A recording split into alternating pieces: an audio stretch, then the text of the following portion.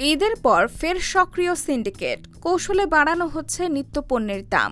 চক্রের কারসাজিতে সরবরাহ পর্যাপ্ত থাকলেও খুচরা বাজারে আলু ও মসুর ডালের দাম কেজি প্রতি ৫ টাকা বাড়ানো হয়েছে। ডজন প্রতি ফার্মের ডিমের দাম বেড়েছে ৬ থেকে ৭ টাকা। এছাড়া ঈদের পর এক প্রকার নীরবে পেঁয়াজের দামও বাড়ানো হয়েছে। চড়া মূল্যে বিক্রি হচ্ছে আদা ও রসুন। সরবরাহ সংকটের অজুহাতে সবজির দামও বাড়তির খাতায় নাম লেখায়। মুরগির দাম কিছুটা কমলেও সব ধরনের মাছ বিক্রি হচ্ছে বাড়তি দামে। বৃহস্পতিবার রাজধানীর কারওয়ান বাজার, নয়াবাজার, মালিবাগ, কাঁচাবাজার সহ একাধিক খুচরা বাজার ঘুরে ক্রেতা ও বিক্রেতাদের সঙ্গে কথা বলে এমন তথ্য জানা গেছে।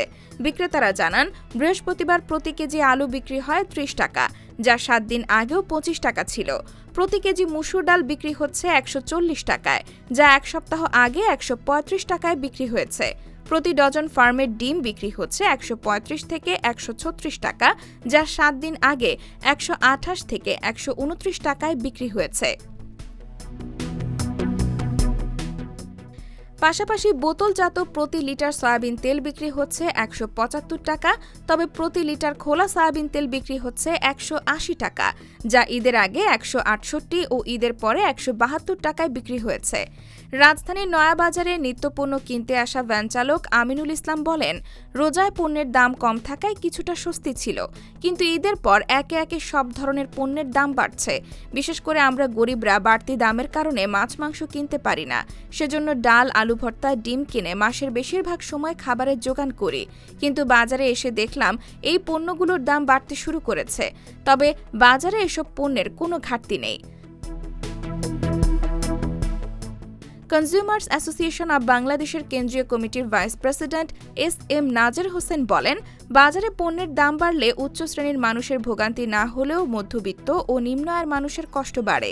পণ্যের দাম বেশি হওয়ায় তা দিয়ে তাদের চাহিদা মেটাতে কষ্ট হয়।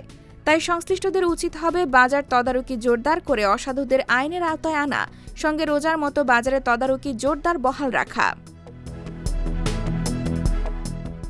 এদিকে ঈদের পর এক প্রকার নীরবে বাড়ছে পেঁয়াজের দাম। খুচরা বাজারে প্রতি কেজি দেশি পেঁয়াজ বিক্রি হচ্ছে ৫০ টাকায়, যা ৭ দিন আগেও ৪৫ টাকায় বিক্রি হয়েছে।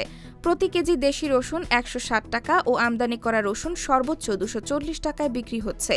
দেশি ও আমদানি করা হলুদ বিক্রি হচ্ছে প্রতি কেজি সর্বোচ্চ ৪০০ থেকে ৪২০ টাকা। প্রতি কেজি আদা বিক্রি হচ্ছে মানভেদে ১০০ থেকে ২০০ টাকা। খুচরা বাজারে জিরার কেজি ৬৫০ থেকে ৭৫০ টাকায় বিক্রি হচ্ছে। প্রতি কেজি লবঙ্গ ১৬০০ টাকা, ছোট দানার এলাচ বিক্রি হচ্ছে ৫১০০ টাকায়।